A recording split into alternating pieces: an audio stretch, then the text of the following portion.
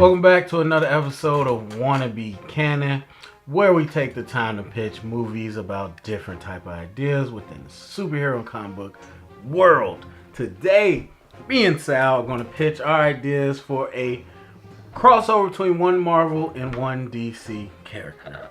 While one of us is pitching, the other will be playing the other one is catching. The executive, who is going to be sounds good. All right, so who's up first? I'm up first. Yeah. So Sal, I'll be directing my idea towards you. Go ahead. All right, so first off, don't want it. The characters I was picking from Marvel is Deadpool, and he'll be crossing over in the movie with Lobo from DC. Oh wow. Yes, so the genre is going to be comedy action, emphasis on the comedy. So the plot. So it basically is pretty goofy. It's definitely going to be kind of a parody on itself, almost a little bit, in which we have Lobo is on a mission to capture Spider-Man, and that's just kind of how it opens up, where he's taking the package back on his motorcycle, and then like Deadpool kind of pops his head out, and we realize like he thinks that's Spider-Man. so he takes him back to the people or he's on his way to take him back to collect the bounty, and they are ambushed by some other people, and they are thrown in a space jail.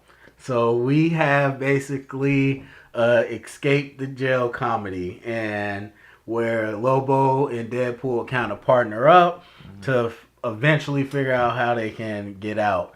And then, of course, Deadpool has to convince him that he's not Spider-Man, that he's looking for the wrong person. Yeah. And then throughout the movie, we have a huge parody on Orange is the New Black. Like, we have a lot of jail life spoofs, all those good comedic tropes. And yeah, we're going to have Lobo coming in as the new tough guy. He's breaking necks, letting them know who's in charge. And Deadpool's is kind of his side buddy. And we have a lot of laughs along the way. Hey, that came out of left field. I didn't expect that. Yeah, I like it. I like the idea. And it's pretty much contained to the one jail.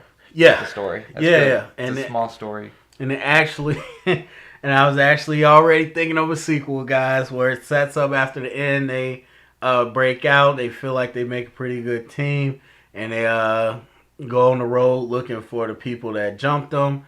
And so we see them at different bars and stuff and whatnot, and they're going around tearing some stuff up. So Deadpool and Lobo, definitely the Ryan Reynolds type Deadpool, even though he's kind of the same.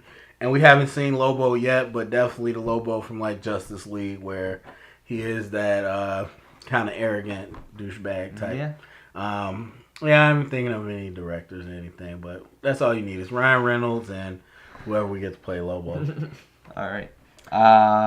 Yeah, that's it. Yeah. All right. I will take it. That's good. All right. So mine is pretty much the exact opposite of yours. It's going to be a pretty dark movie, and definitely not a small story. But I have the beginning so far, the setup of the plot. Who's your Marvel character? So Captain America is my Marvel character, okay, and Batman is my DC character. So yeah. So two of the main players on each team, pretty much. So this is where we are. It's kind of loosely based on where we are now in each universe, but not, somewhat and somewhat not. So this is Ben Affleck and Chris Evans. Oh, yeah. Okay. Definitely.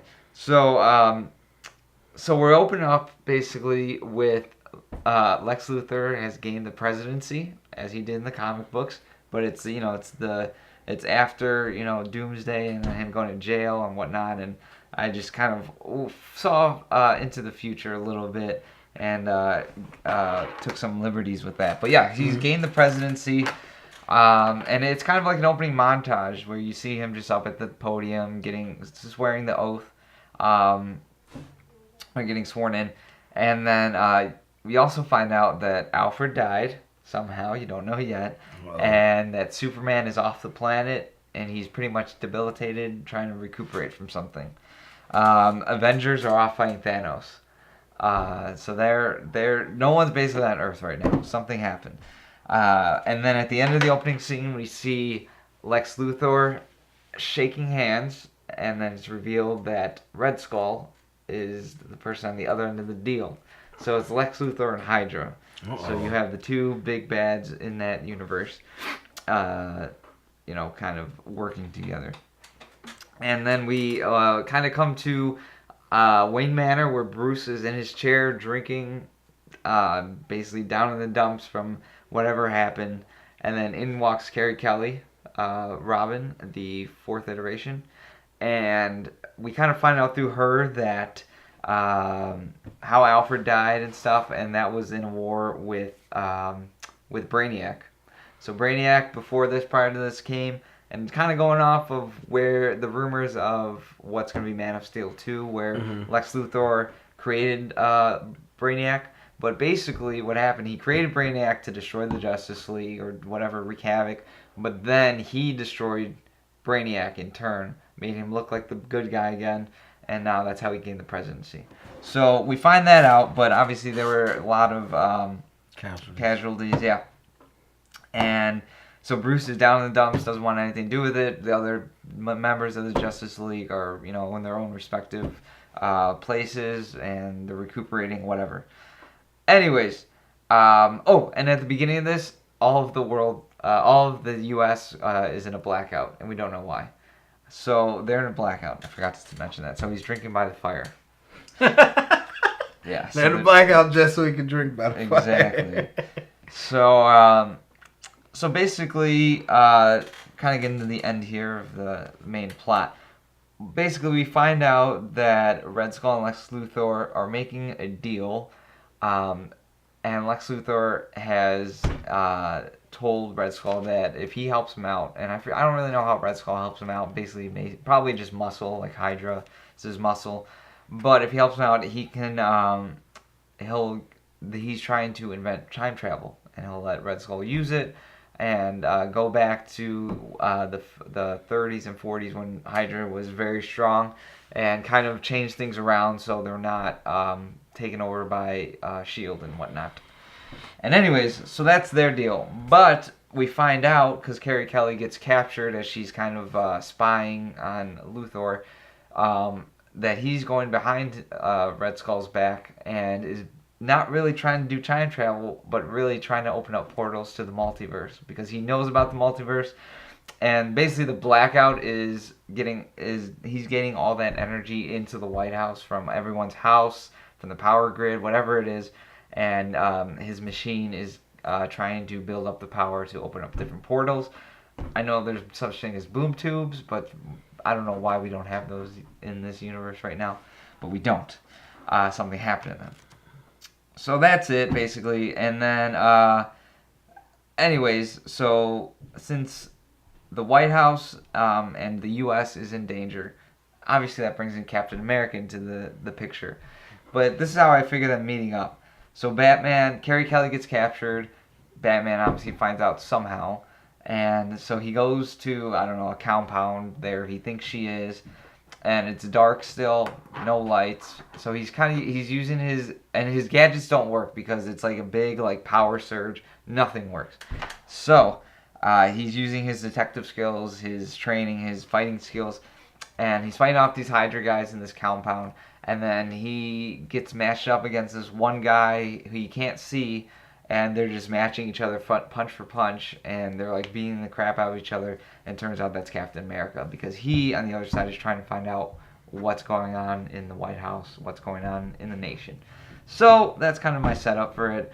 And we're gonna basically, Lex Luthor wants to run every universe that he can get his hands on. So that's his motivation.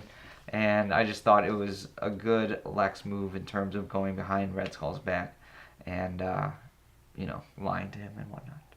So Batman and Captain America have to work together to stop Hydra, Red Skull, and Lex Luthor. And without the help of basically any superpowers. Okay. Very nice. So, So my question is, plot holes already, huh? no, just I'm wondering. So after the initial meetup, how do you see Batman and Captain America agreeing? Like, how do they convince each other they're good guys since they don't know each other? So they don't in the beginning. They're beating each other up. They find out who they one another are, but they don't trust each other. They've never heard of each other for whatever reason. I'm sure they would have practically, but they didn't. And so they have to tell each other why they're doing what they're doing, what their plan is, and they don't get along because they're both hard-headed people. And obviously, Batman is Batman, and Batman is the Batman of Batman vs Superman.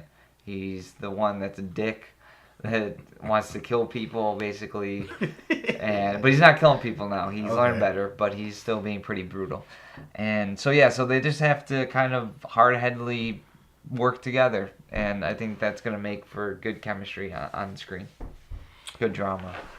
Very nice, very nice. Yeah, I mean, anything? Do you got a director for this? No. Not Zack Snyder. It's Zack Snyder, yes. No, I said not Zack Snyder. Oh, okay. I was going to say, that's so DC. Yeah, this would be too much, I think, with him. Director? No, I don't know. We'll see. Yeah, I think I would get Kevin Smith to do mine. Oh, yeah. That'd be good. I think it'd He be hilarious. has the comedy in him, too. Yeah, so that'd be absolutely wild. But yes, good pitch all around. I think I liked it. I think you liked mine. So let us know if you like those pitches. You like one better? Do you got your own pitch? Who would you cross over from Marvel and DC? Go in the comment section and let us know. If you share this, you can get a copy of one of the best movies out there, The Dark Knight, with Heath Ledger as the Joker. So go ahead. Blu-ray. Yes, special features and everything. So share, retweet, your heart's content. So if you heard it here, it is canon.